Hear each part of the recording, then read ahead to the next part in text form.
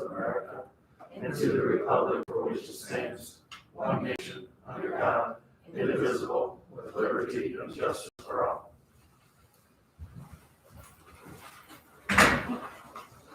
Okay, I think first thing on the agenda here is the approval of the minutes of the meeting on the, January 29th, I believe. So everyone had a chance to maybe review those, and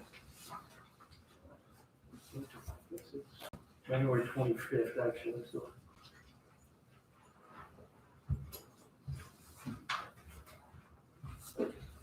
Any comments? I accept the motion to accept the minutes as proposed. And a second.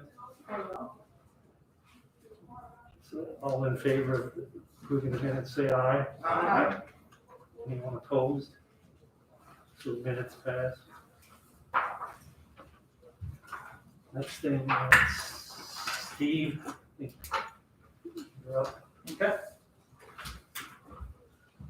He doesn't have any red on today. Pass these on, everybody gets one. Wow, someone brought us cheese. Yeah, Huh? you don't have any red on today. His house froze over. I'm in mourning from the butt whooping of unvegetable proportions. That was terrible. Win or lose, I would have never expected it. Right. Wow. Yeah, this one. Okay, the first thing we had up here was additional appropriations. I believe this is something that we had talked about at the last meeting. Doing an additional for $6,000 to put in our clerical assistant line item. Wanda Beck is going to be retiring. We're going to make our announcement on the commission meeting on March the 1st who our new employee is. So, Okay. we had interviews last week and had some really good ones, so it's good to see. And one of the qualifications is if they were able to bake. I kind of lightened the interview a little bit, so we're in luck there as well. Keeping you guys healthy then. Absolutely. The health screening stuff, we got some work to do there. That's really gonna derail the whole session. Okay, I handed out some sheets that have our updated 5-year equipment rotation. We usually do this every year because trucks, for whatever reason, get used more or less sometimes, depending on what we're doing that year. So it's something that, we keep our hands on. If something is giving us a lot of repair issues as opposed to being old, then, the lemons we try to get out as well. So this is kind of it's something that we work on every year. And it's kind of a guide to look ahead and give us a clue where we're at so we can do some planning. So if you look here in 2021, we're going to be needing a sanitation truck. We've got a 2006 that we're looking to get rid of. We've got a dump truck chassis and a bed that we're going to need as well. There's a 2010 that we're going to get rid of, and I believe this was an old pre-emission tire. When the emissions were changing, this engine here was giving us a lot of issues and trouble, so we're finally gonna get rid of it. We're looking at a 4x4 ton truck flatbed. This truck serves dual purposes.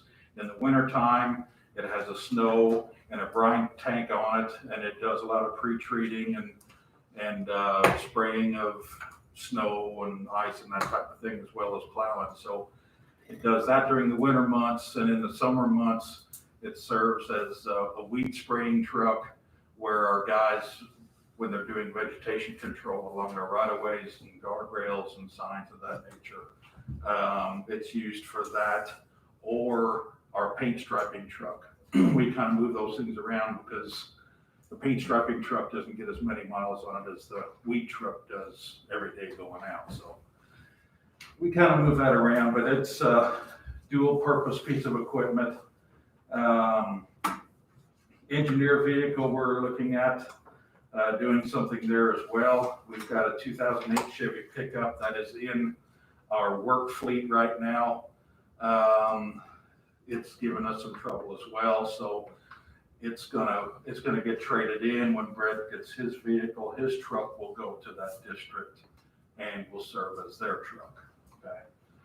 And then the final thing down there, asphalt vibratory roller. This is something that we've been looking to try and do for a little while now, and the roller, our roller just gave out on us last summer, so we had to rent one to finish up what we were doing. We found a good deal online, $36,590. It's in our shop right now, and That's the one you talked about last month, right? pardon. Is that the one you talked about last month? Yes, Okay. yeah, so that one is all taken care of, so, you can look ahead 22, 23, 24, 25, that's kind of what we're planning on right now, but I wanted to, just kind of focus on what we're looking at this year. Total equipment, the estimated, budget price would be around $415,000. And, what I would like to propose is that, we could use a little bit of help with that. If the council would help us with approximately 50% of the cost. The sanitation truck, I'm guessing it probably about $170,000. If we could split that cost, half of that could be paid out of our sanitation stickers and recyclables and stuff like that. We've got a CD, we can cover that. The dump truck chassis, we could pay 45 of that if you could come up with the other 40, and then we would split the flatbed costs there as well. So I just want to put that out there and see what your feeling was on that. The trucks, sanitation truck and the dump truck chassis, kind of like to target May for a bid. The sanitation truck, it takes about a year for that, but from the time that you bid it for it to actually get delivered. So that's kind of a long time frame. But anyhow, we do both of those trucks at one time and then do those other two trucks possibly in July.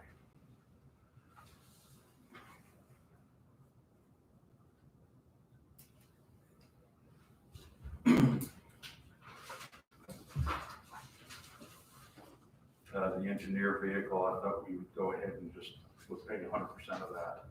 So what I'm asking you to consider is if you would be able to back us up on $155,000 roughly on the equipment purchases for this year. And of course, if you want, I would be, and if we're going to try to bid this in May, I'd like to have the money in place maybe in April, so we'll be in place for May bidding. So I would be back and we'll just do these individually. We can do these two trucks in April for May, and then do the other one, which would be $30,000 there. We could do that in June for July.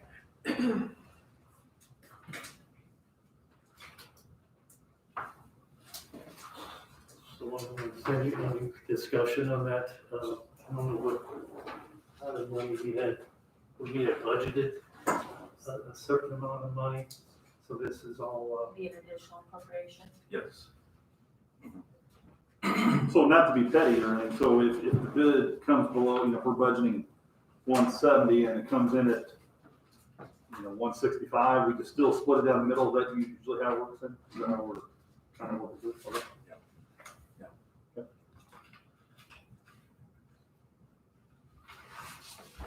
Yeah, I think on the, if you look on the dump bid 200, the second item, I think I was gonna offer to pay 45 and then you 40, we'll still keep that $5,000 difference, Okay. depending on where we're at. So, Yeah.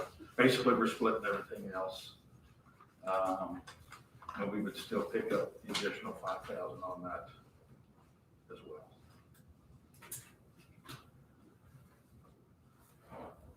is this something that we would have to make a decision on tonight?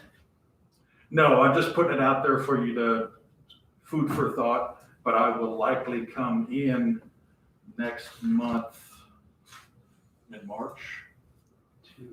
No, I'd come in April for a May bid. If we could get the money in place in April, so we could bid them in May. So would that need to be advertised then after, so that, would that give you sufficient time? I would, if he wants to come in April, I would need to know to advertise in the beginning of April, so it's ready for your meeting to be approved. So we'd have to, So you'd have to give me a consensus of what fund you want me to spend it on, and in what amount. So just out of curiosity, and I'm just asking questions like I always do. I think for a while, I mean, are the MVH funds just lower, or are you having more equipment that you're needing to? MVH funds are lower. Okay. And, the distributions aren't what they were expected to be. Okay. So that's what caused the problem. I wonder why that is. COVID, Yeah. So did a lot of Because, it, okay, because people weren't driving as much. because MVH is all gasoline money. Yeah, right, okay. So there's just a dip there. yeah, and I think also during, when the new fuel tax was, put in place, the percentages were also changed as far as what our revenues were supposed to be. And they made some other little compromise in there that was supposed to, I guess, make up the difference, and it hasn't. So, you know, legislatures right now is working on funding issues and trying to get that lined out, so. But that is part of, I mean, they know, like, the legislature, is that in the pipeline? You know, what Yes. you're talking about to fix that? Yeah. Because if it's not, I mean, I can call some people, we can try to help. Yeah. All right, I just thank you for helping me understand that better. Okay. That makes sense. Okay, and then this kind of gives you a long-range forecast to look at here too. I'll be in again next year, and this list might look a little different than it does now, but at least this is what I feel going forward. This is where I think we'll be in the next 5 years, so. Having the triaxle doing what we're doing, when we're having a lot of that stone brought in here, and our small trucks just make the shorter runs, has really saved us a ton of money. Because our trucks used to just make that run all the time, and, you know, you get a single axle truck hauling, you know, legally 8 ton, and at $4 a gallon when diesel fuel was up that high, it just wasn't working out. So, we had enough of a yard here that we could stockpile stone and have our trucks make those short runs. Years ago, when I first got here, those chassis would be traded out every 8 years. Now we're trying to get 10, 11, possibly even a little bit more. We're trying to shoot for 275,000 miles. So that's why we have our specifications set up the way they are, because we're finding what works for us. So. I can never quite understand, you know, why, you know, all those runs were made, but, you know, so did you bid the materials out delivered? Basically? Both ways. Two prices? Mm-hmm. Okay. Yeah. I mean, that makes sense. Yeah, and if we can't keep up with the demand, we'll have them delivered to us. But that doesn't happen that often. Usually during paving season, you know, or when we're hauling shoulder stone and can't keep up, we'll do it that way. But Because those, you know, the smaller hauls, actually, you still got the labor of the driver too. Mhm. You know, not only the wear and tear on the vehicle. Yeah. When you're hauling small amounts. So. Yeah. So I don't know what's the thoughts here, how we want to handle this. I mean, we want to wait till March and look this over, or do we want to bring it up again, or do we want to make a, you know, motion or move forward with it now? Any thoughts from the council? My preference is to make a consensus tonight, so we don't have to bring it up again in March. Okay. I don't want to overlook it and then not have the money in place when we need to make the bids. Any other discussions? We want to have a show of hands. Who wants to approve approve the whole 155,000 Out of King Cap. on the Cume cap? So all in favor? Looks like unanimous. Appreciate that. I have a list of vehicles you wanna get rid of. Uh, Do I have that list of vehicles? Um, I know you gave it to me. if not, I'll email you another one. And then Sandy, I guess on the highway personnel services, we gonna do that all at one You time have, at the you end. have to do that. You At can the do it end. now. So, I mean, I think what the highway department is asking for, what is it, to have $6,000 in personal services, to have a training work side by side Mhm. of the new employee. So, and that is just additional appropriation. I'll make that motion. Do we have a motion first? Have a second? Becky, second. All in favor? Say aye. All opposed? So it carries. Okay, well, thanks. I think that's, Okay. unless you have others for us. I think that's it. Outside of, I've never loved the color brown as much as I do now. Good point. Thanks. Thank you.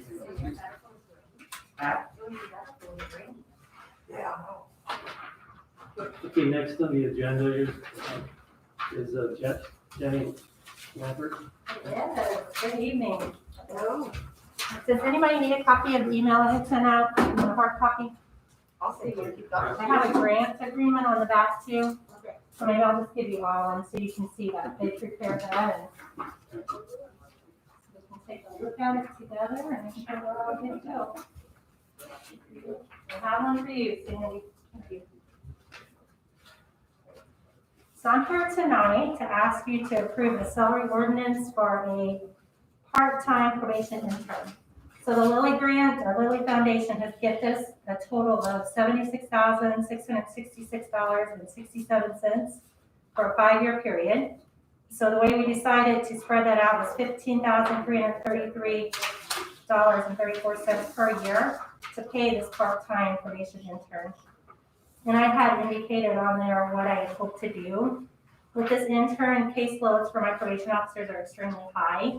Some of my officers have 200 people on their caseload, which is really hard to manage and to be very effective, especially when we want to do true case management and truly want to affect change by working with them on evidence-based programming and working to change their cognitive function and their thinking so that they don't reoffend.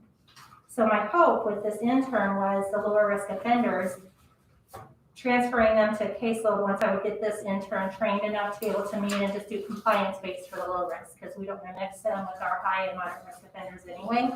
Set them on a separate caseload and then let my trained officers work with the moderate and high risk offenders. Since I came up with that great plan, one of my assistants likely will be off for a little bit of time for a needed surgery. So I'm going to have to rethink that and hope to use this intern to help do some of those administrative duties, preparing case files, helping criminal history, administering drug screens, those type of things. But I'm here to ask you tonight to create the salary ordinance for that position. And I know Sandy was working on that. We've had a little bit of conversation on what that should look like. I'd like to have a range. Some colleges require individuals to do 240 hours in one semester, and some require them to do 500 hours in one semester. So depending on the requirements of the college, so bachelor level and master's levels could be different on what they're requiring. I maybe would want an intern to be able to work all 500 hours that they require in that semester versus someone else that would need to work less hours during that time frame. So that's where I want to look at that pay range, and I know I've been talking with Charmaine. So say I have somebody that could work 28 hours a week. I could pay them at $9.73 an hour, and then they could get their more hours in. But in talking with Charmaine, it sounds like in our wage classification, we don't have anybody in the county, even part-time, paid under, I think it was 1062. So that limits me then. I would have to, for the amount of money I have somebody work 25 hours a week and pay them $10.89 an hour. That's kind of where I landed then with that. I hate to like pigeonhole you there, but it doesn't make much sense to pay somebody, you know, that's getting a college degree, you know, that they have training in a certain area and they're getting paid less than somebody that's mowing the yard at the fairgrounds. And I see that, but I also see interns normally don't get paid when they have to do this for college. I remember thinking back when I did mine, and then one of my officers now that's been here 11 years now, she had 500 hours to do and didn't get paid for any of that. So it's kind of a huge benefit. I've already had 4 people since it was in the newspaper, I guess, apparently, just over the weekend, and today contacted me to see if they could get this position already. So it's kind of interesting. Because historically, you don't get paid for your internships, but I understand what you're saying also. And I gave it a lot of thought over the weekend, and I kind of ended with that 25 hours at 1089 up into 20 hours at 1362 if they have less hours to complete and they're that master's level. That's kind of where I ended up at. I don't know what you all think about that. We can have a discussion about it, you know, we're okay with the person getting paid less than 62. So that's this group. I think, we gotta be mindful that we're setting a precedence probably where we start here, the next time there's another position, whether it's in Jenny's department or somewhere else, that we wanna be mindful of that. So I don't know, it's a tough situation. Well, I did today, just today, I saw Marky had sent out something about Purdue Extension. I forgot they had a paid intern. And I think the county subsidizes that, but she indicated that they have a set amount that they have for the summer, and the amount they pay them is $11.57 an hour, and when that money's gone, it's gone. So that person may even work 35 or 40 hours a week, depending on how busy they are at the time, but it's a set amount of money. I would like to sustain mine for the whole year to help my department, and to benefit my department. I don't want to use it all up in That makes sense. 3 months, and then the rest of the time be struggling and going right back to where we are now. Well, if she only does 3 months in the summer, she can do 35 or whatever. You gotta watch your health insurance for so many hours in a year, so that's the difference there too. She gets them in, gets them out and done. Right. Where if you're doing the whole year, you can't have them full-time hours and not. Correct. So that's where I'm at. I don't know where we need, I don't know how to do the chart, I guess that's where you guys would come in. Are you leaning a certain way, Jenny? Are you leaning a certain way that you'd rather be? What's most convenient for you? Maybe that's just. Obviously, I'd like to have somebody work more hours and get paid less, because my department needs it. I have that need. Right. And I also understand though, a master's level person likely would want to get paid more, and being on the other side of that, I would like, being a college student myself, to have more. And I thought about it today, and I'm like, 1089 is just really slightly above the people McDonald's get paid, so here I flip flop. And I think I'm comfortable with 25 hours at 1089, like just kind of landing there is where I landed today. And then we still fall in the wage classification. And the other thing we talked about then was where they fell in that classification, and I ended up, I think, on the special with that, so that they fall under judiciary, because their duties would be court requirements. I don't think they fall into any of the other. Right, exactly, that's what we kind of talked about. I talked to Elmer, we just talked it around a while, and since they're a probation intern, that they would just be lumped in with the same category that the probation officers are, which would give you also more flexibility with the range too. Okay. So I could have that flexibility then of doing the 28 hours at 973? Is that what I'm hearing tonight, or you would prefer it not be that way? You could have the flexibility to do it, but I think the preference is, it's kind of like the precedent has been, that we've got a floor. The floor is the 1062 for all the other part-time people. Any input? What do you guys think? It's just like a residency for doctors. You gotta pay your dues to get some of these jobs. That's kind of what these interns do. For low pay.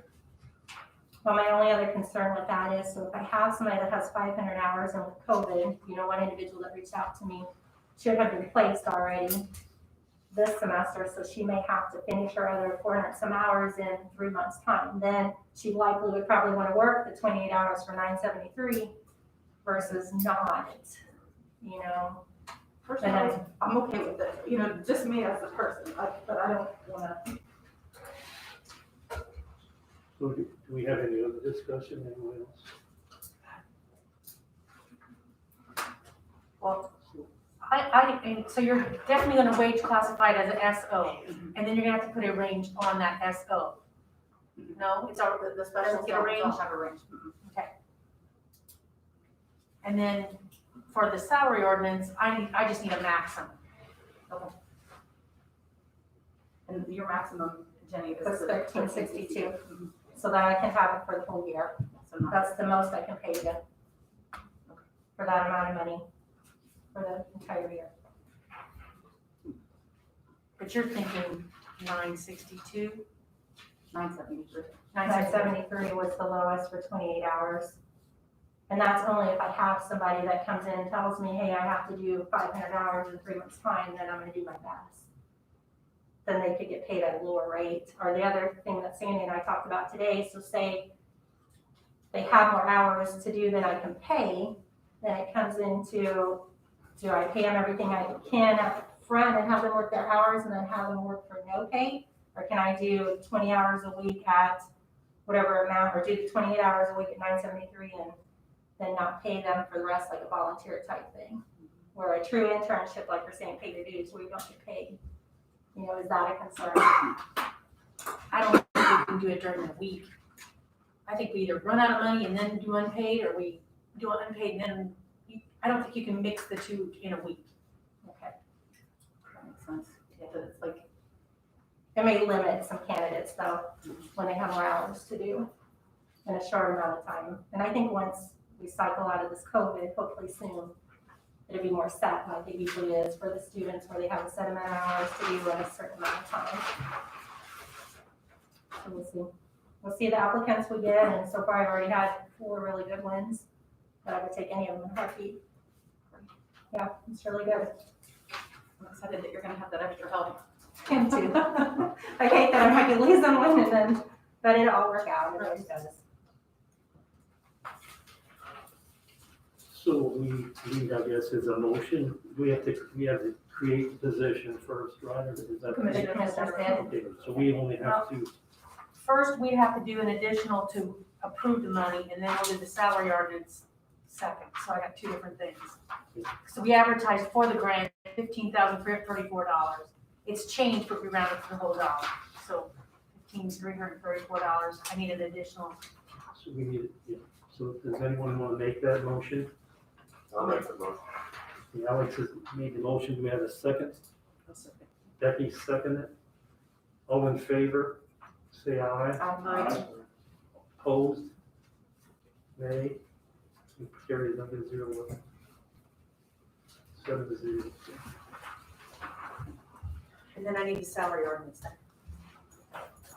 So does anyone, so what would this salary ordinance, can we repeat that? Would that The be- salary ordinance would be that we can pay the person at a max $13.62 per hour, and I listed the wage classification as SO.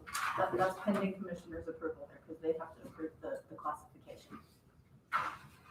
We don't approve that, but Elmer's gonna bring that up at their next meeting. Right. Well, I'm just gonna stick it on here, and then if it changes. Do I need to wait to start someone then until the commissioners meet again? My hope was to start somebody March 1st. I know it's close, but March 1st? March 1st, yeah, that's my hope. Okay, all right.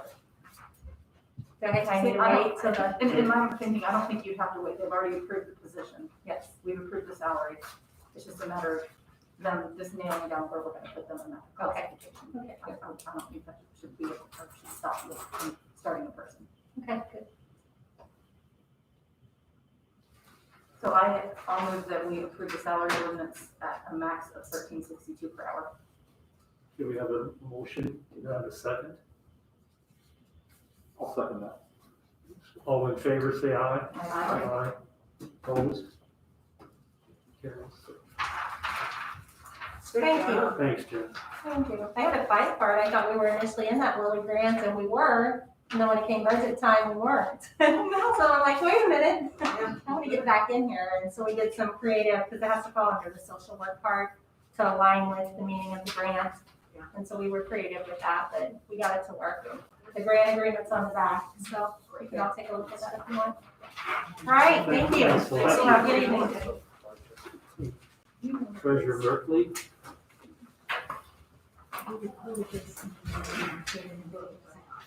Can't do it. I'm far away.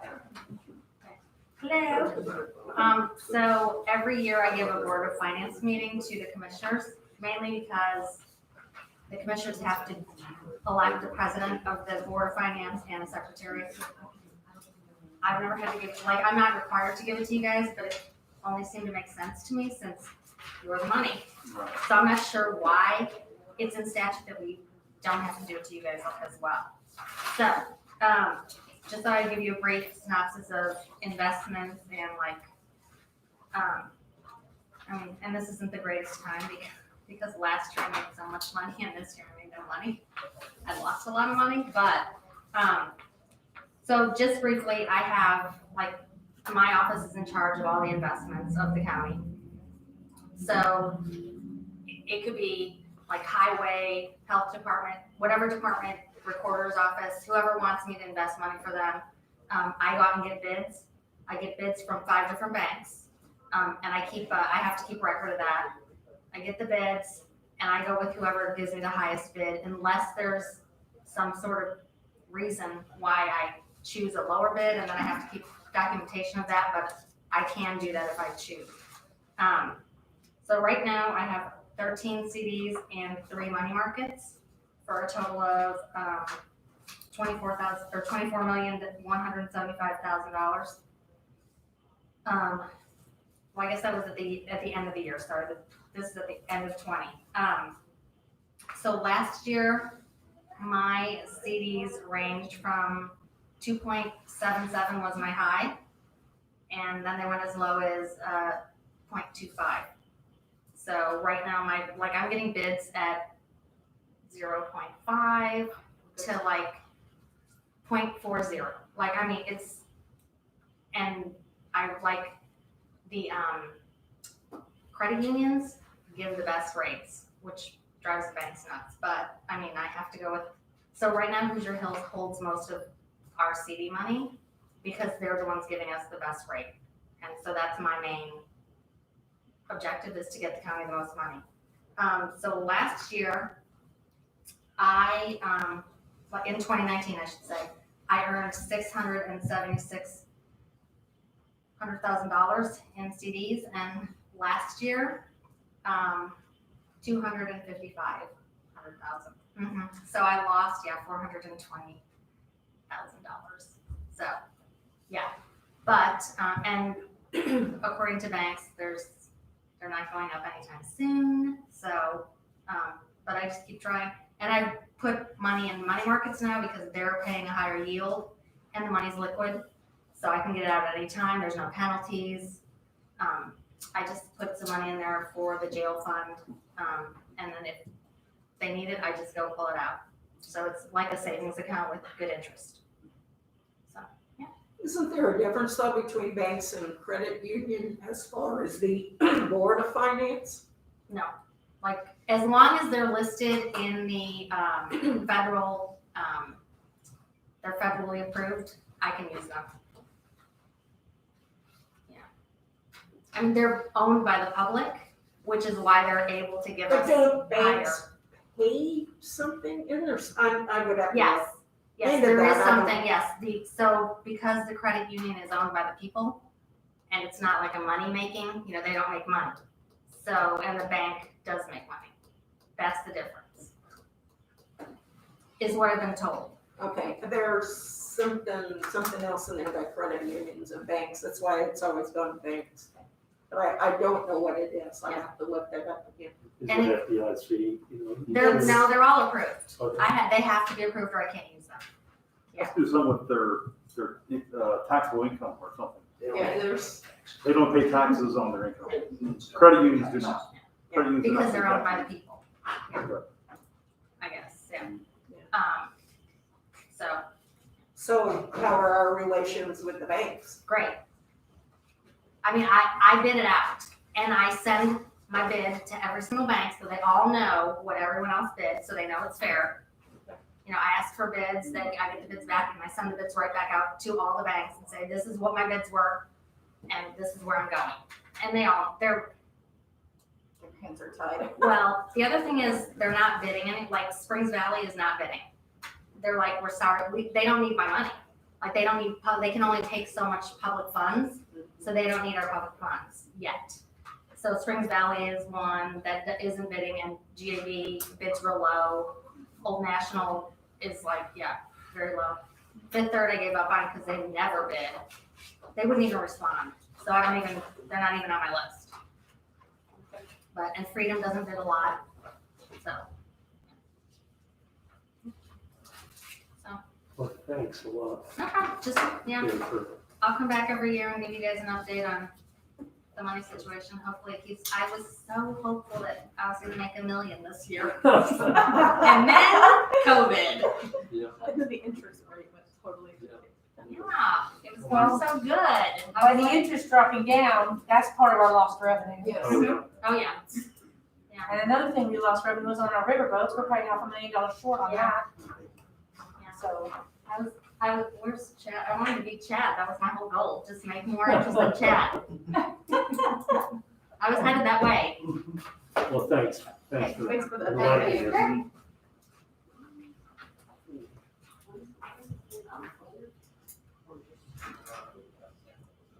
I guess Commissioner Blessing, you're up on the, if you're ready. I'm ready. Mike, let's see if someone's on. Rick Hall was calling in, I thought. I don't know if he's on there. it's on speaker, you should be able to. Yeah, Rick, are you there? I'm on the phone. Okay, so Chad's gonna start right now. And then I guess you wanna go first and then we'll have Rick. Sure, I can go first. I'll just give you a quick rundown of where we are. Good evening, everybody. Last week, the commissioners approved the plans for the jail and community corrections project. We've also selected a competitive bid process for the bonding. We felt that was the best route to go, so people will turn in their best rate and we'll take the lowest one. There's also a different one called a negotiated, where we could hire a trustee and that trustee would go out and try to get us the best deal they could for us. But our financial advisor gave us a couple rundowns of the advantages and disadvantages of each of those, and we selected doing the competitive bid. That's the more common way to do it for those. The construction documents are now available to the potential bidders for people who wanted to see them. Mr. Shireman can talk a little bit more about what that means, where they're getting those out, how they are getting those to people so that they can look at those and start considering our project. The pre-construction, I may be stealing his thunder. I know they drove all the way up here from Harrison County and I'm gonna say everything. So whatever I miss, then they can come up. But there'll be a pre-bid meeting. That's gonna be on March 2nd. I think at that time, our architect, the Shireman folks, the way I understand it, they come in, they have a large room someplace. I think they're doing it at the jail. And the potential bidders will come and they can examine the drawings and ask questions of the architect and the construction manager, and I guess have anything cleared up that they don't understand, maybe that's within the documents. So that is that's coming up. And then a month from today, we will have a public meeting in this room for the commissioners to accept those bids. At that time, we won't take any action on them other than saying, thank you, we've received them. Pardon me? Public hearing on the 15th. Should be this 22nd, it's 6 o'clock. You're both right. 22nd is bid opening, 15th is the public meeting, public hearing on the finalization of the lease that it occurs during the regular commission. Okay. So currently the commissioners are just taking the steps that are necessary to make sure that we are prepared for bonding the project should the bids come in a way that's favorable and we decide to move forward with the bids. Of course, if the bids would come in 50% higher than we thought, then that's gonna be a different situation, but if they did their estimates properly, hopefully they'll come in within, those parameters, and we will, see what we can do. So that's one component of the project. I think what the board and what a couple members of the council have been in these conversations as well. We're not bidding the judicial building at the same time. That will be a secondary thing. We wanted to see where are we getting with this first project first. Because if this one comes in at a little higher than what we expected, then there's really no point in wasting any of these contractors' time giving us a price, because it's a lot of work for them. And it would cost us more to have another bid process at the same time. So we're going to take it piecemeal, look at what we get on this first project, the primary project, and then we can consider if we want to move forward with a judicial center of some sort, that we've been talking about. And that project is at about 50% of the drawings for the judicial building. So we've had multiple meetings with the stakeholders, I guess the clerk and the judges and numerous people. So we've gotten some good feedback. So we do know where we would go with it in a general way. But at this point, we're just going to take this first thing in a month and see where those come back. And President Gleason, I don't know if there's anything else you wanted me to address tonight. I'd be happy to talk about anything else if you'd like. I mean, the only thing I was gonna bring up is I did get this letter, I think everyone did it, that the plans have been approved by the Indiana Department of Corrections. That part of it, so they reviewed that and they meet their minimum standards. So I mean, I think that's a good letter to have. That does Sure. that, so. That shows that we've got a plan that is suitable. I think it's going to meet our needs for a long time, and the state says it would work. The only other thing I can think of is currently something that several of us have to do. We have to collect signatures on petitions too that would say that there's some public support, at least for this project, and having a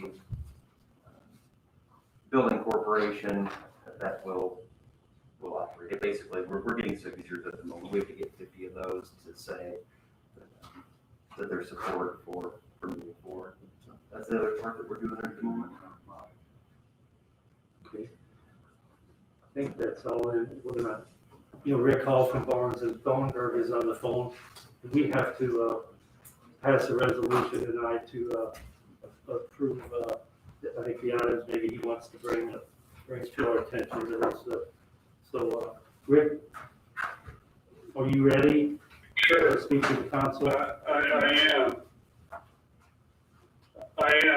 So, as Chad had indicated, the commissioners and the building corporation have approved a lease, which is the financing mechanism for the project. So the way this will work is the building corporation that's been created by the county will actually issue bonds, and then those bond proceeds will be held in a trust indenture and applied to the cost of construction.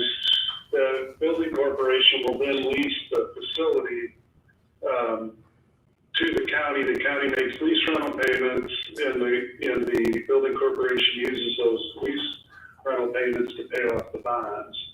And that all gets condensed through the trustee into a simple process through which the county auditor will just write a check each 6 months to the trustee, and the trustee will pay the bondholders, and it's all simple. But we have to go through this process because of the size of the financing. It has to be done as a lease financing.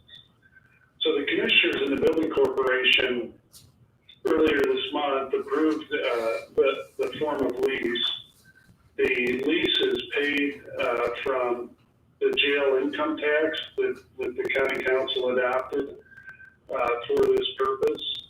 And to the extent that those income taxes are not sufficient, then it's payable from a property tax backup. And that property tax backup allows the county to get the lower interest rate than if it were to just pledge the income taxes. But the income taxes are expected to be more than enough to cover the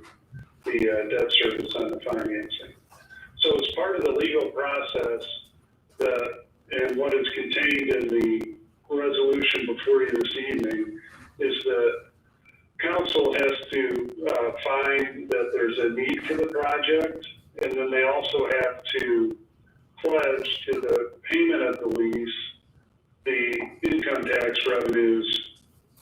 And that resolution, the resolution before you accomplishes that, it approves the lease, finds a need for the project. It pledges the income tax revenues to the lease rental payments. And then because you're pledging this, these income tax revenues, part of the relationship between you and the bondholders ultimately is under what conditions can you pledge these revenues to another financing in the future if you needed to, and that's set forth in section 3. It allows you to pledge these income tax revenues in the future to another financing so long as you have 125% coverage on the new debt as well as this current project. Again, there's no expectation, I think, that you would ever use those income tax revenues on another project at this point, but it does preserve that flexibility for you.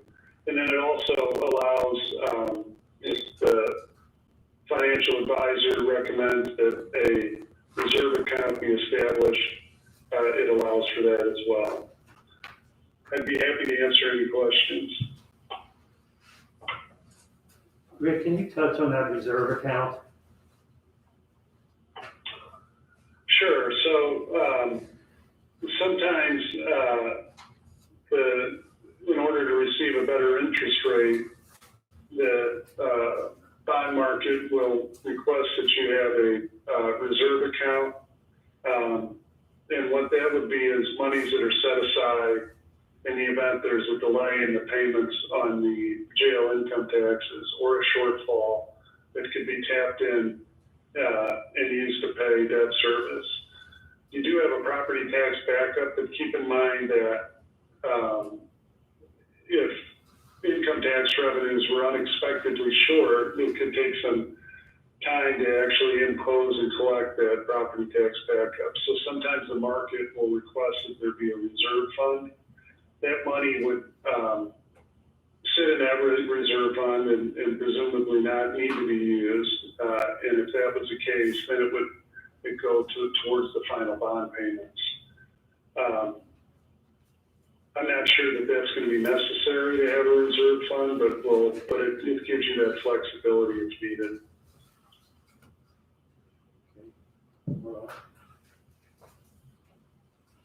Anyone have any questions for Rick? Yes.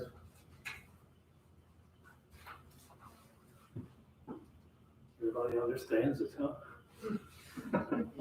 Question. He says that, did you say that we could borrow for another type of project, or with that 125% if we had that?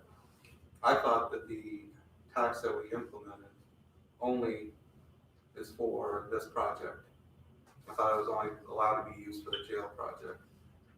Did you hear the question? It's only, I did, and yeah, this tax can only be used for the construction or rehabilitation of jail, or construction or repair improvement of jail rehabilitation facilities. So Right. it was adopted for this project in particular. You could use it in the future for another jail project, but not just another another capital project for the county. It would have to be limited to the jail. That's what I didn't unlikely that you would do that, but it does give you that flexibility. If 5 years from now you realize there's something else you have to do and you have available money. Okay, that's why I just wanted to clarify that it has to be another jail project and not just any other project. I just wanted to make sure that we're staying within the requirements of the tax that we implemented. Anyone else have any comments or questions? So really, the resolution which states that the resolution of the County Council of DuBois County, Indiana, pledging the county's jail income tax revenues to the payment of the lease rental under the lease with the DuBois County, Indiana Building Corporation, and approving materials related therein. I mean, this is a pretty involved document. It's the lease, we're approving the lease, we're approving, the expenditure of the money, of the CR tax income. So I don't know if you want to add anything more to that, Rich. I don't know, otherwise we would need a motion to approve this resolution. I don't have anything else to add. So, this is, the way I look at this, seems like we've been working on this since 2017. This is kind of getting down to the this is what we've all been working for. And this just puts it in legal terms, and, we have to move forward if we want to move forward with the new construction and the project itself, so. What's the resolution number? 2021-06.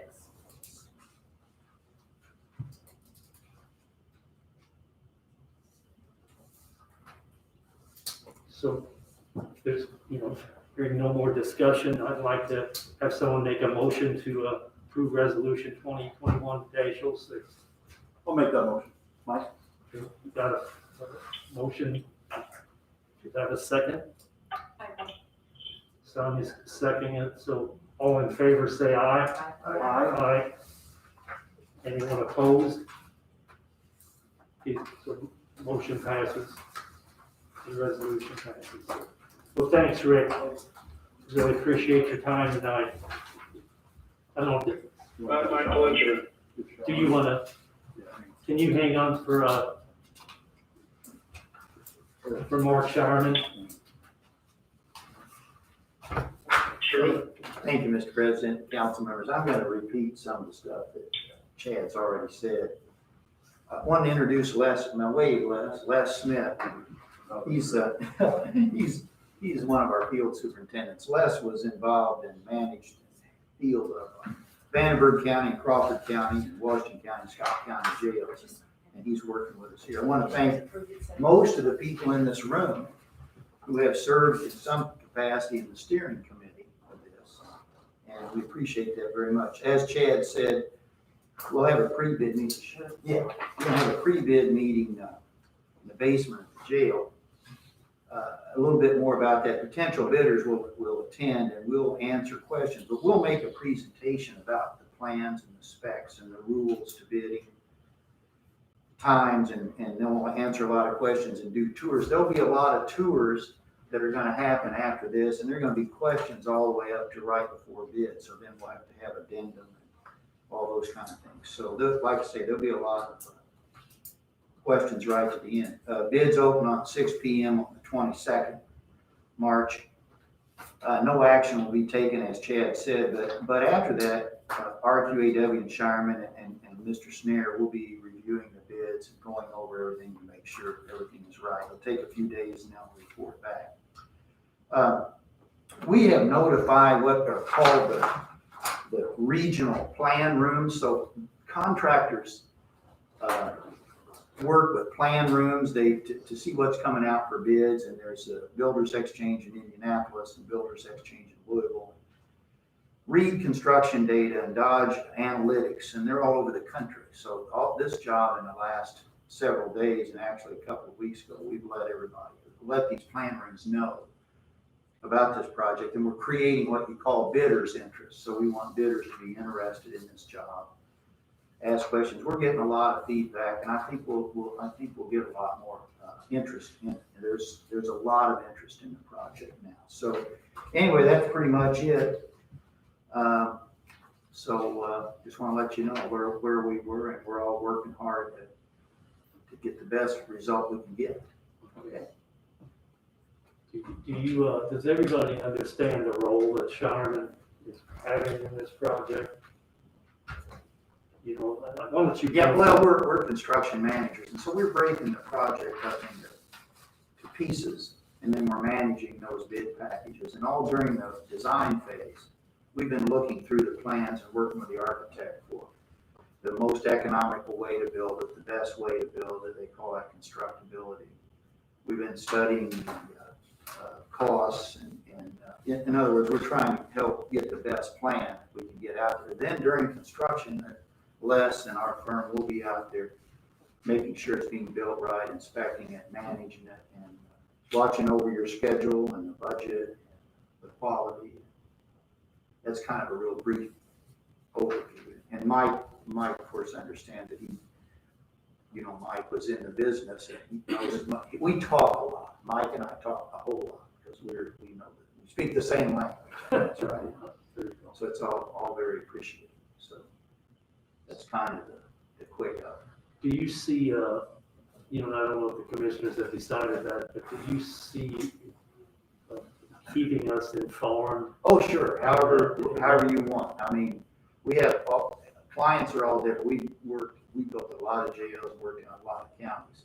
We'll be here if you want us once a month, or however you want it. We'll do it.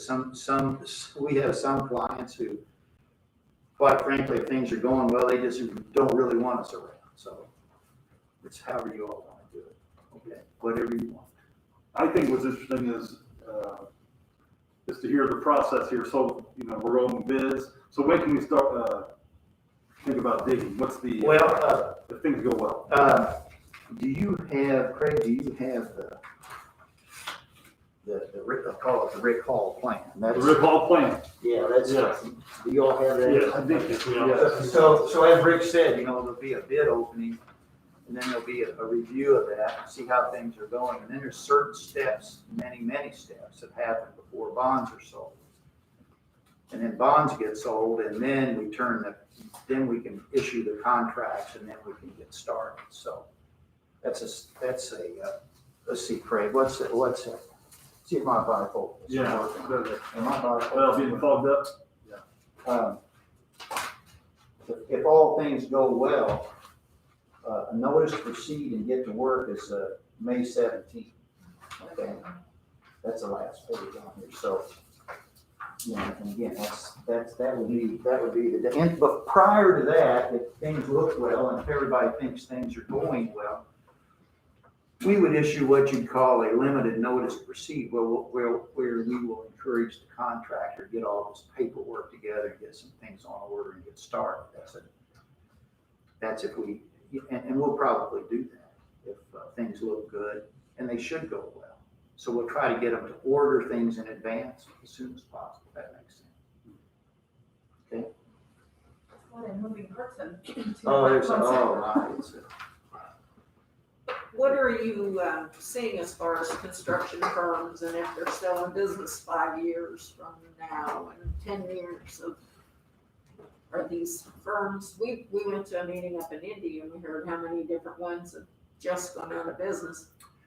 Generally, the people that will be bidding on this are established, more established, I guess you'd say. I guess most of the jail guys I know, they're still around. They're bigger, they're more established. A lot of people have gone out, but not the people that do the things that we do. Very few of them are gone. So I feel pretty good about that.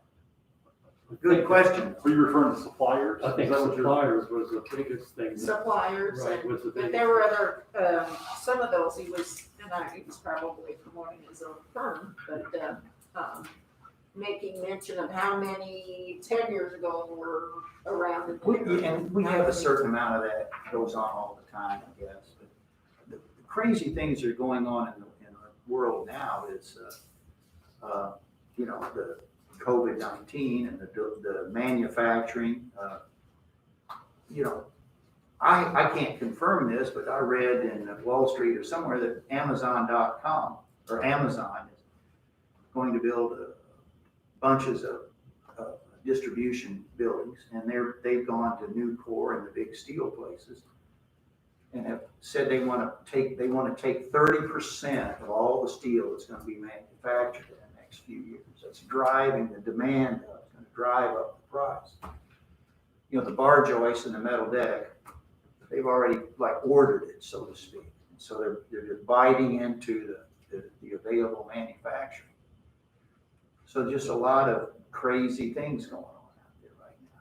Steel is, things none of us have any control over. Prices of some of this HVAC equipment. And lots of things in a jail are steel. You think about cells and all the way to the grid in the ceiling, you know, there's a lot of steel, so. But, we'll see. And can you touch on, so everybody knows, you know, the qualifications of the bidders and the job is bonded, which Yeah, okay, sometimes so, doesn't help you, but yeah, well, the contractors that are awarded the work will have to provide a 100% performance and payment bond.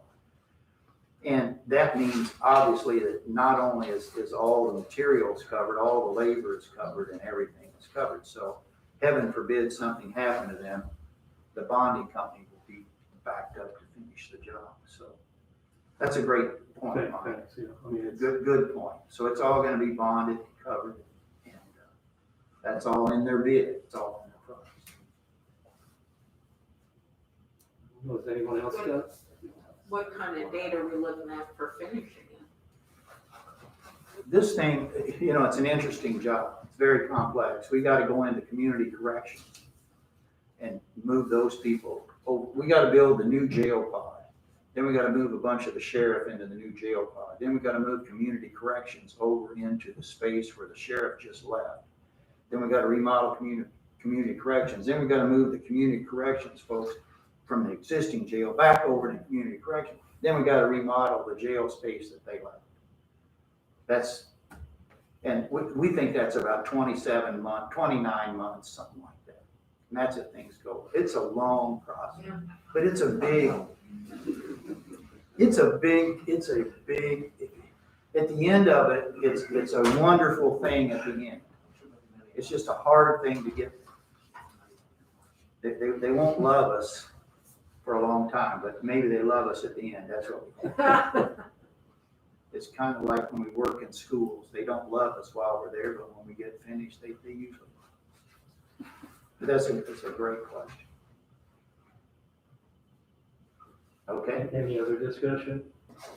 Okay, Mark, Okay, thanks. well, Thank thanks you for for coming up and bless, thanks. Mike and I, like I say, Mike was in the business and we talk on Saturdays and Sundays and Chad and I, we talk Saturdays and Sundays and nights. And so we're all working together.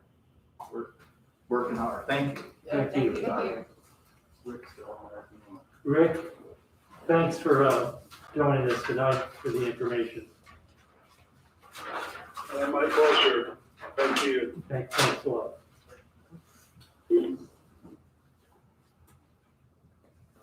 Okay, so the next on the agenda is we have is the decorum. I think I said that to everyone. That's also a resolution. And it's a resolution of the DuBois County Council establishing policies and procedures to protect decorum and foster the effective administration of public meetings. I think a little background on this, you know, it started with AIC. They kind of recommended that we have something like this in place, that, you know, that we have control of our meetings. I think that the commissioners had a policy, but it was not really that we could give each person a 10-minute thing. And, you know, we kind of paralleled the council, the commissioners. The commissioners approved theirs at their last meeting on Thursday. And this one, the resolution that's proposed here is the same resolution with the changes, I think, that I got from some of the council members. So, you know, with like 7 members and that kind of thing. So we would, if we adopt this, we were thinking that we would just put it in a plastic thing and keep it in the podium for, you know, and if there's you know, God forbid we don't have an issue, but if we would have an issue, that we would have it and we could, you know, decide what we want to do. It still gives us open, we don't have to have people sign in, we don't, that kind of thing, that, if there is an issue and, that we would at least have control of it, so.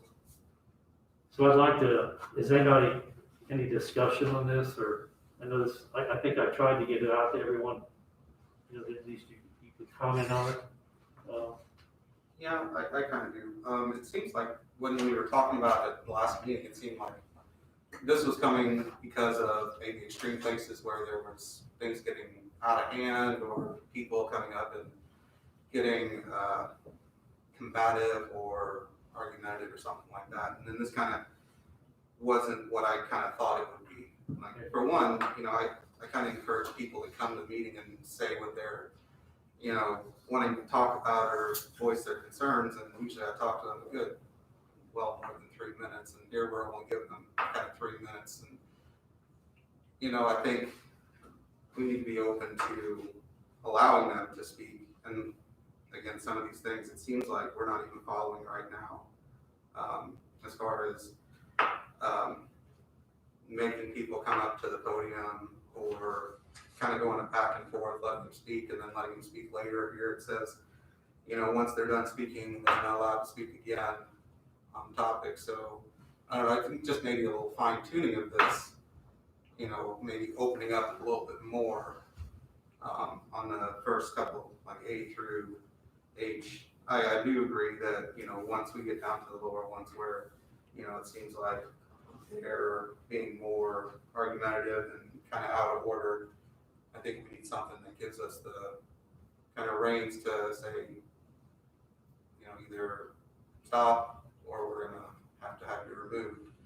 But, you know, it just kind of seems to me, this came off when I read, and I read it a few times, it just kind of came off as being more of a dictator as far as you need to be doing this or you're gonna be out of order and we're gonna ask you to quit talking. I don't know, it's just kind of how it seemed to me. I don't know. I don't disagree about the time, but I think what we're trying, I mean, this is just where my mind was going. This is for the worst case scenario, that there's 100 people in the room, we don't want to spell out that we've got 10 minutes each. You know, that, I think that that's for the worst case scenario, especially given the fact, I think I brought that up last meeting, that public meetings gone wild thing that we had several years ago that I went to. I mean, we have, thank God we haven't had anything like that here, but I mean, it doesn't mean that we're not, and I think something needs to be in place. Whether we follow it strictly every single meeting. Well, see, and that's what I was wondering about. I mean, this is a document that I'm assuming that we would have to follow, you know, for each of the meetings. So are we gonna be following it strictly, or is it just something that we're gonna say, hey, we got this, and we're not gonna even follow? I mean, I think the thought process that went into it was that we would have something in place, but, you know, as far as saying, you know, calling someone out and saying, we have to come up to the podium, you know, which I think is a good thing regardless. It also says they have to state their county of residence and their name, which I'm not sure why they have to state their county of residence, but. Well, or. You know, kind of off the record, you know, I mean, there's a lot of, I think what the AIC is recommending is, you know, is basically the problems the councils are having is with solar and wind. You know, when they come into an area and then it becomes a fight of you know, not a fight, but a lot of discussion with a lot of people. And, you know, like you're saying, you know, you can't give everybody 10 minutes. It's good because a lot of times these, you know, the solar farms or something, they come in from out of state and they want to speak if we don't know who they are. I mean, that was my thought. If they're not even a county resident, you know, that's the reason I thought it should be in there. Okay. Well, I was just thinking, well, I mean, why wouldn't they be put on our agenda then if that's their whole intent to come and speak? After the fact, like after our meetings, or is this just kind of the entire, from beginning to end of the meeting, like during our regular meeting. I People don't have see done this that. really being used that much during our regular meeting possibly. I think the reason we added this, and I think, one of the commissioners, Du Bois County Council hereby adopts the following rules which shall apply to all individuals attending public meetings of the Du Bois County Council. The president or acting chair of the Du Bois County Council may waive any and all of the following, rules for parts or all of the meeting to accommodate an open discussion. I mean, that was added, I think is. It was, One of if the I may, latest- I know I'm the one who drafted it, but I drafted it at the direction of, this board and then the other board for the county. The portion that President Kleesner just read from, it was referenced by Commissioner Promise, and that was added. Again, realizing that historically, the informality that some of these meetings take on, there's something to be said for that. There are benefits that go along with that, but there's also, it's good to have rules in place. Because if you start to try to enforce a rule and you don't have one, that makes it a little bit more difficult. And that was kind of the goal and the plan behind this.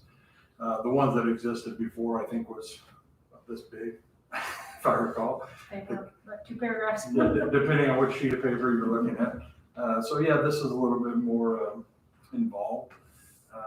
And I think we pulled these samples from AIC and some representative counties there. It can be a benefit certainly during public hearings when people have the right to talk.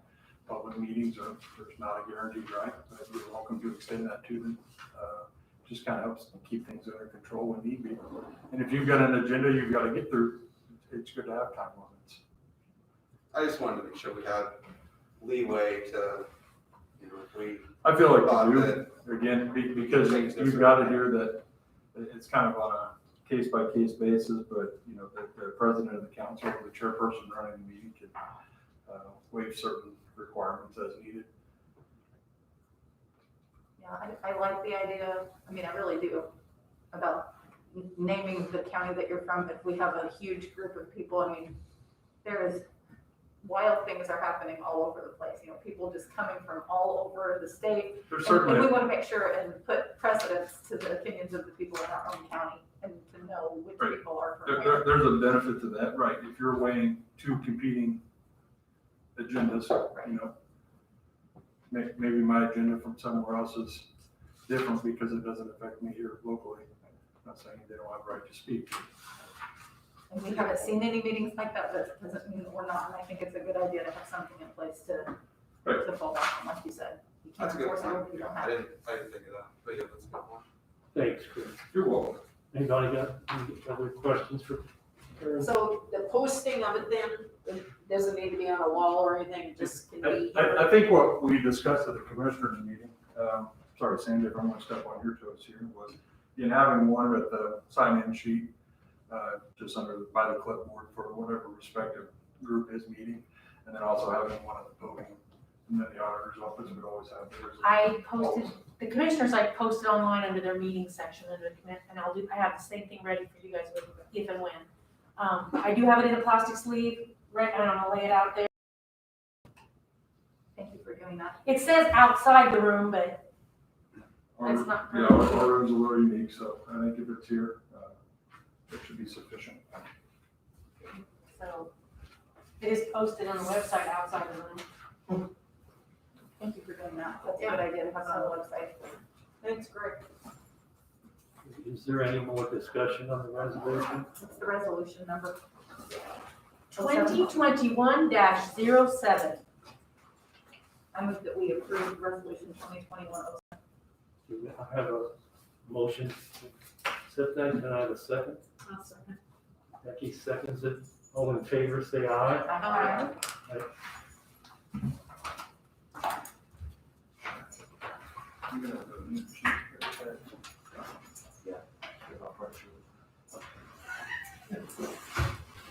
Did you get a chance to look over the minutes before you leave so you can talk to me tomorrow? I've looked at it, you guys, I'll get this to you on. Okay, that's fine. All right. Okay. Sandy, whenever you're ready for the additional Okay, appropriation. we advertised, Sean was here last meeting, we advertised $100,000 for the COVID vaccine clinic. I advertised it in other services and now he needs me to move it, but I'll talk about that here in a minute. They are running clinics like 2 Saturdays a month, if not more, and they have people working every day, not volunteering, but coming in to work part-time, so they are using the money.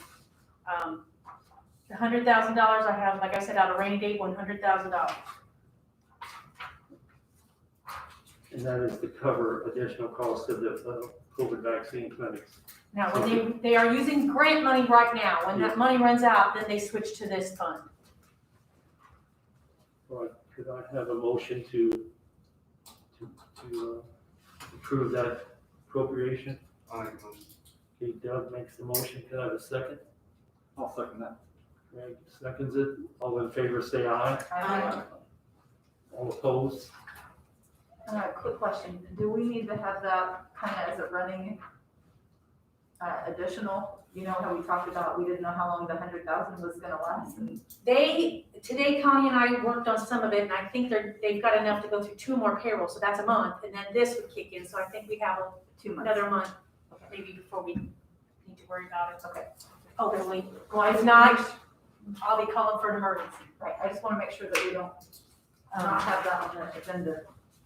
You know. Well, now, of that 100,000, we put it in other services, and we realize now we need it in salaries, so I need to do a transfer of 95,000 of it into the salaries, just like we did the grant. It mirrors the grant except for the amounts. The comp time health staff, they'd like to do 35,000. Benefits, 11,000. Clinic temporary nurses, 23,000. Clinic temporary clerks, 16,000, and clinic PRNs, 10,000. So they're gonna move 95,000 of it into that category. And then with that, if you approve that, then I have a salary ordinance for this fund as well. So, Sandy, has there been any talk about, getting repaid for all this from the government? Is there any discussion at all? we are hoping, Tammy and Sean and I are, and Narissa, we're working on a FEMA. We're hoping to get some of this grant money for these clinics, so hopefully this won't be needed. Tammy, is hosting a meeting on Thursday, so we're gonna see what we need to do to get that money here. And then the vaccine administration fees, hopefully at some point would. We'll start kicking in as well. And then we could use that instead of more rainy day. I don't know where that is on, Right. but we'll know more on Thursday. And if Tammy has more, I can call her and get her on the phone. She's downstairs. Oh, she's in a meeting, isn't she? We got a meeting at 6, so Right, I can go get her. good point. I don't think it's necessary. Yeah, I mean, this was, I'm just hoping at some point, We start getting some yeah, money. we get some, compensation returned here. I mean, if that's the talk of how we were. Yeah, and I know there's a House bill out there for code relief, but I don't know where it is, and I know that's gonna get us some money, hopefully, if it passes. Dubois County can get some money on lost revenue. I mean, like you heard Kitty, and I know we're about $500,000 down on riverboat money. Right. So, we do have lost money. So, I think this is just to make sure we have money in case we don't get any of that. Okay. So I need a So motion you on need a transfer. motion on the breakdown? We'll do the transfer The of transfer. 95,000 from other services into personal services. Could I have a motion, I'll make the motion. have a second? A second. Okay, Alex seconds. All in favor, say aye. Aye. Opposed? I've only heard compliments from nurses that are filling in, that's to say how smooth it is out there, how smooth it is at the school. It's just unbelievable. So I've heard the same thing. And I have to thank the public for the food donations, the Chromebooks. We had 4 businesses donate 11 or 10 Chromebooks to help them. I mean, we've had a lot of community response, and that helps. Yeah. Helps if keep it there's going. in some way that we need to be doing some thank you, if we can think of something to just, It's a good point. I was thinking just the Lilly grant is helping us out about $600,000. So, that we need to be, I don't know how we do that, but, be thanking people. So Sandy, what's the next process step? On the rainy day fund that you just transferred money, I need a salary ordinance so we can pay. We've mirrored the same thing that was in the grant, $20 for an hour for the nurses, 15 for the administrative clerks, 22.33 for the PRN, and then the comp time is just paid as the employee's current rate of pay. So I need that. So could I have a motion to approve that? How much was that? I want to try to have that correct. Is there a dollar amount on that? There's not a dollar amount, it's the Okay. rate of It's just pay. the Rate of pay, okay. This is from last week. We mirrored whatever they had in the other Oh, grant. okay. Oh, I have that, okay. It's just so we can continue paying them at the same rate. Okay, I'll make that motion.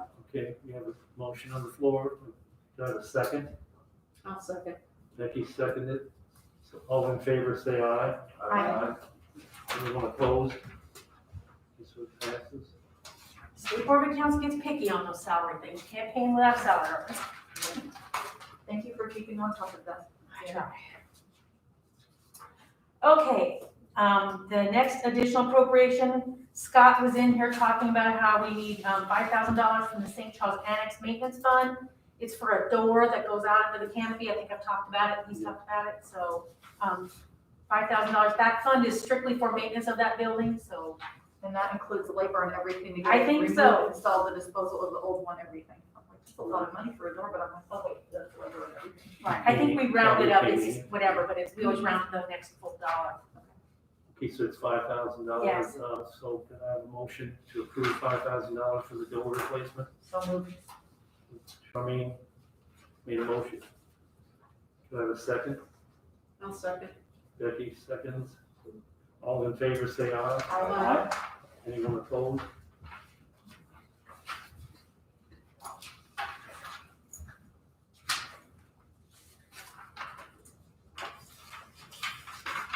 Okay, We have a really good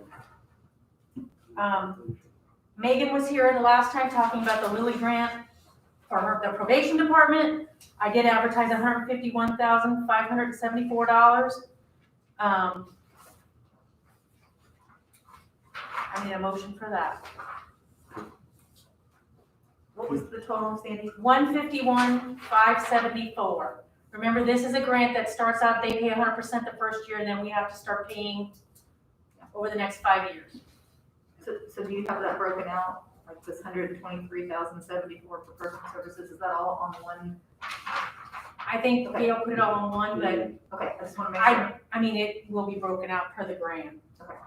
So those three items seem like they add up to that, right? Right, the 151. So do I have a motion to approve that Lilly Foundation grant for $151,574? Make a motion. Alex made a motion, got a second, I'll second that. Craig seconded. So all in favor, say aye. Aye. Anyone opposed? And then along with the grant, we're gonna pay people, so we have to have a salary ordinance. The case manager and the program facilitator, $1,649.10 bi-weekly. It mirrors what she has the other people getting paid. Okay. So could I have a motion to approve that? I'll make that motion. Becky made a motion. Do I have a second? I'll second that. Craig seconded it. All in favor, say aye. Aye. Anyone opposed? So that passes.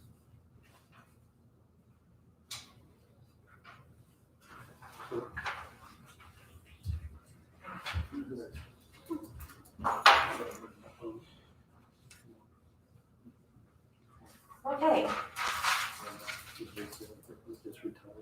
I emailed all of you, it came to our attention, we forgot to do an appointment for 21 for Mark Schmidt. I think we looked at all the 20s and we didn't think about the 21s, and I called the city and they didn't think about it either, so it was both of us that forgot it.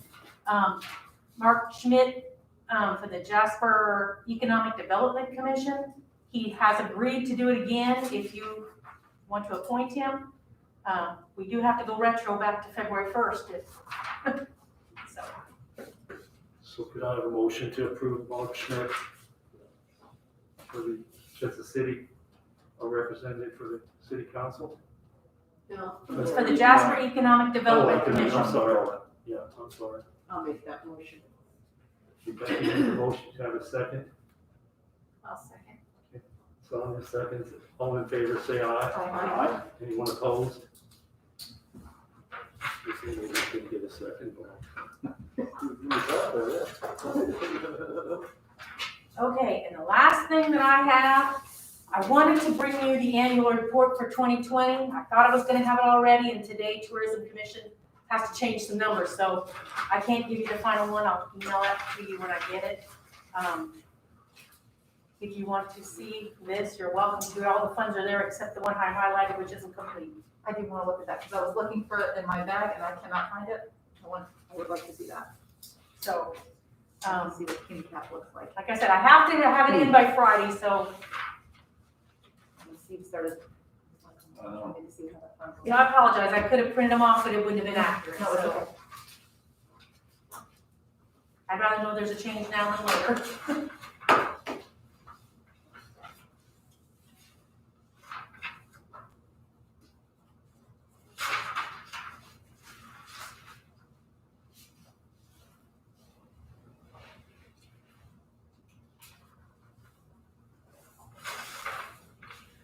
The only other thing I have is, I want to let you all know, I am going on vacation in July, on the July 26th meeting. So I didn't know if you still want to meet, and I can have one of my deputies come, or if you want to change the meeting, it's up to you all. But that's the week my kids can go, so I'm going. Doug, when's your vacation? Isn't that the month? That's kind of why I brought it up last meeting, that we might wanna just wait. My vacation is that next week, I think. Let's see.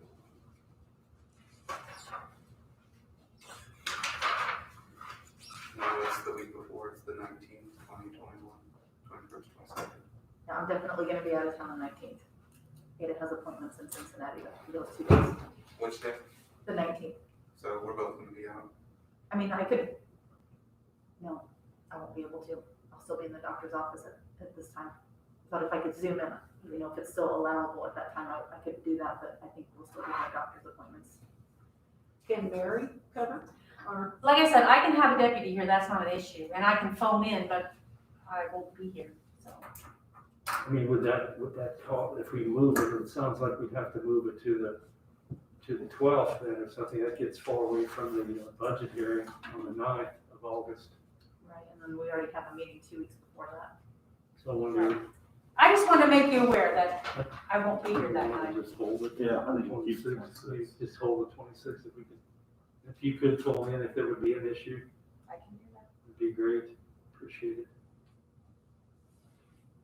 Maybe the agenda will be thin and, Because now we can put them on speed. you know, yeah.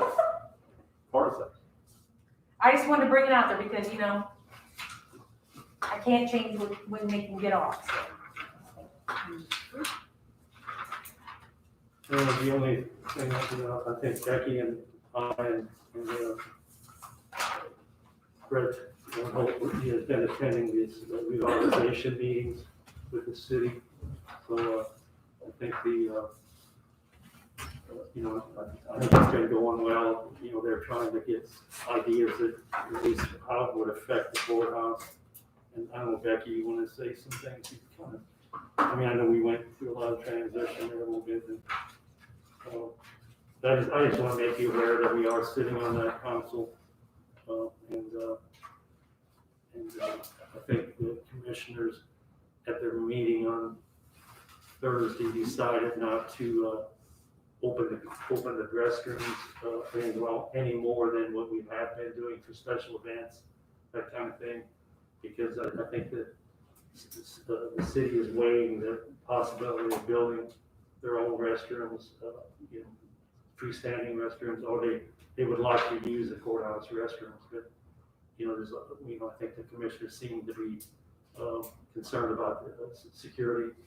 So, and then Well, security and maintenance and upkeep and. right.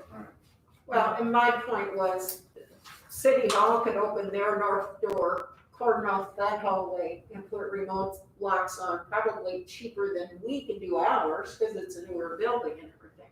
But as long as the county did it, they didn't have to. Well, and I saw in the notes that you sent us that they had a line there that put forth like money towards. Yeah. Maintenance, Plus given the us or lawyers. whatever, and I was like, oh, that's Yeah. interesting, they've never Plus done that the lawyers. before. So, yeah, it was. But it's interesting. Interesting. So I mean, that's kind of an ongoing thing. Yeah. So, So I haven't looked at it, you know, like, are they considering doing brick on all the driving paths too?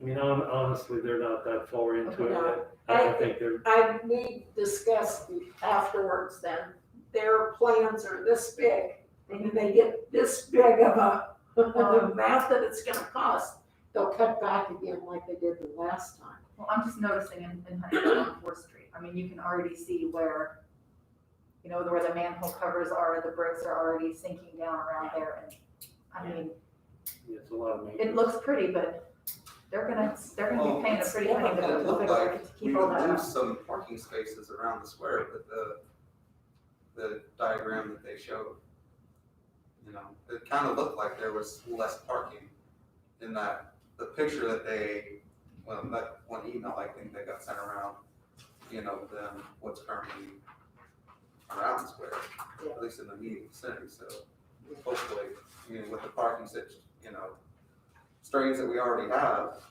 you know, I'd rather see more parking than less. Well, that's why too, when they restrict, parking around the inner circle, they wanna restrict all the hours. Well, I know when I drive and try to look for a spot, there's a department head meeting, there's no getting a spot over there either, so they wanna lay a whole lot on us, that they're not really reciprocating back to themselves a little bit, but, I think when they start getting some prices of what they wanna do, like the one meeting, they said, well, let's not stop there, let's take it all the way to the river, and we're like, oh my God. They must have really deep pockets.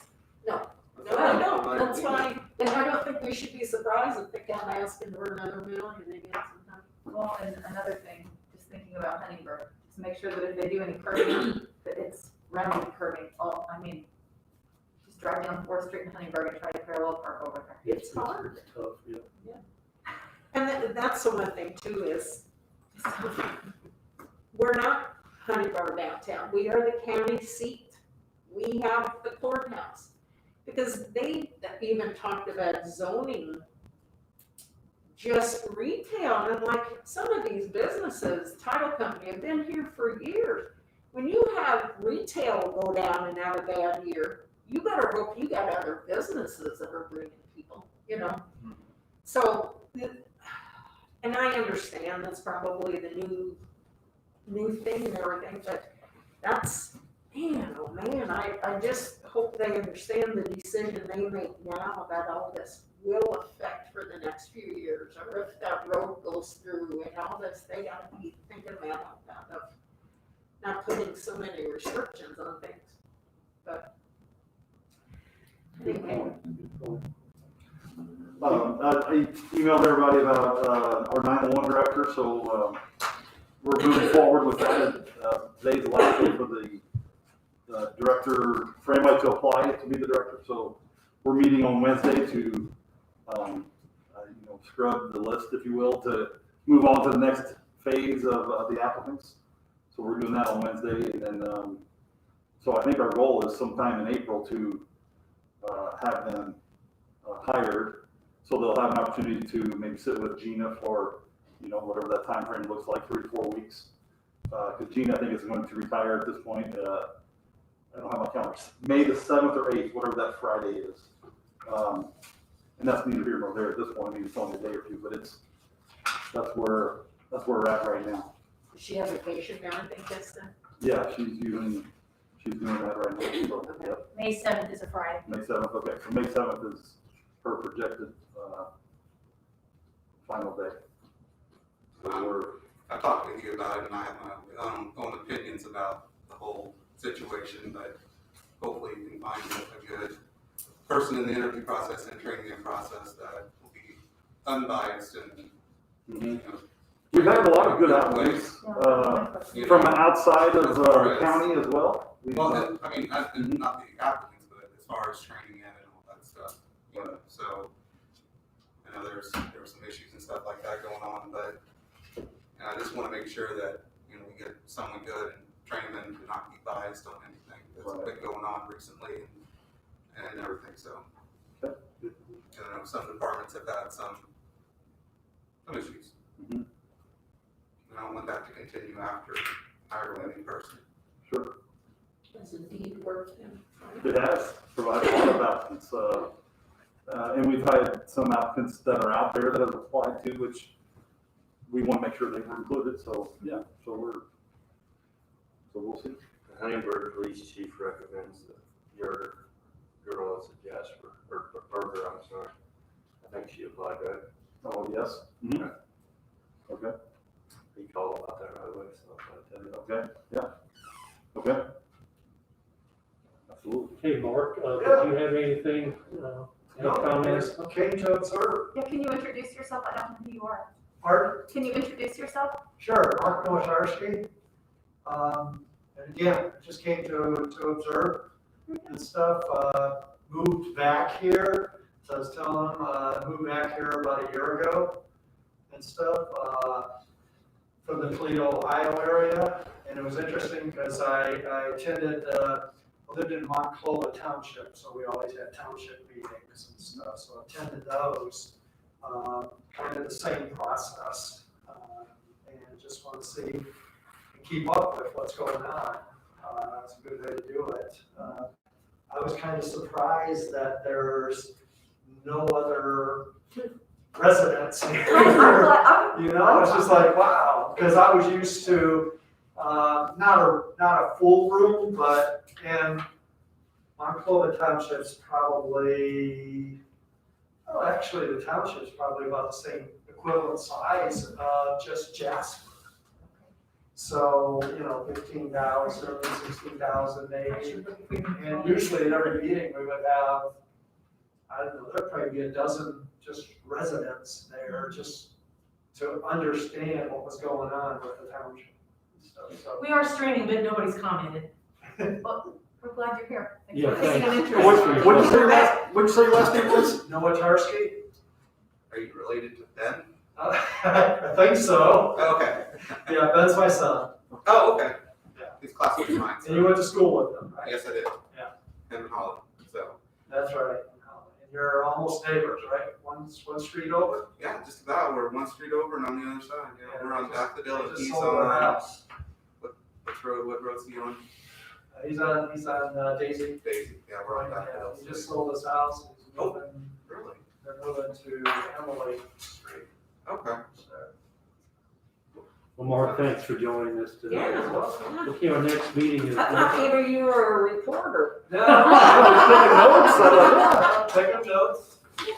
Our next meeting's on March 29th, 4:30, so have a I'll make a motion motion to to approve, or to adjourn. adjourn.